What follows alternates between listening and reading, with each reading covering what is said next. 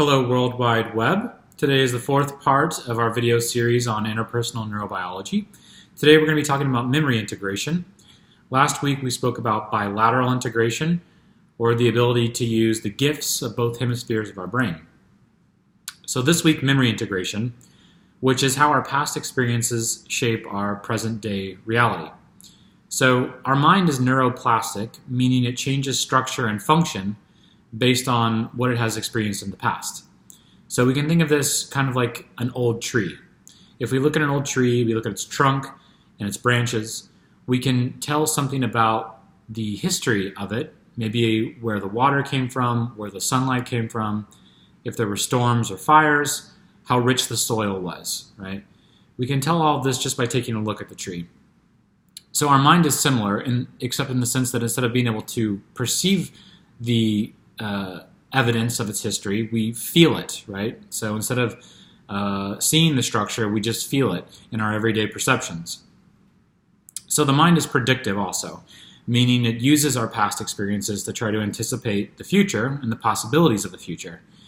So if in the past it made sense to be worried about other people's emotions or the actions of certain people that are close to us, we would expect that later in life we would have the same tendency to be worried about that, even if those people are no longer in our life. Our mind is trying to make a prediction based on what has happened to it in the past. So another thing that is important about memory integration is that there are two kinds of memory in this example: implicit and explicit. Explicit memory is the type of memory that's concrete, something that we can remember, like a pleasant birthday maybe, or some surprising event that happened to us. And we can remember it and know that we're having a memory, right? We can think about it and say, I remember this happened and it was so long ago. Implicit memory, on the other hand, is unconscious. So instead of having like a direct remembered experience or vivid imagery, we simply have a feeling state that is within us, and it may not actually reflect what's going on in our actual present day reality.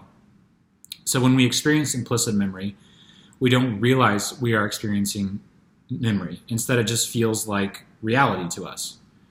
So for those of us with depression, we may live in a world of implicit memory that's gone out of control, of feeling states that do not actually reflect the present day realities of our life.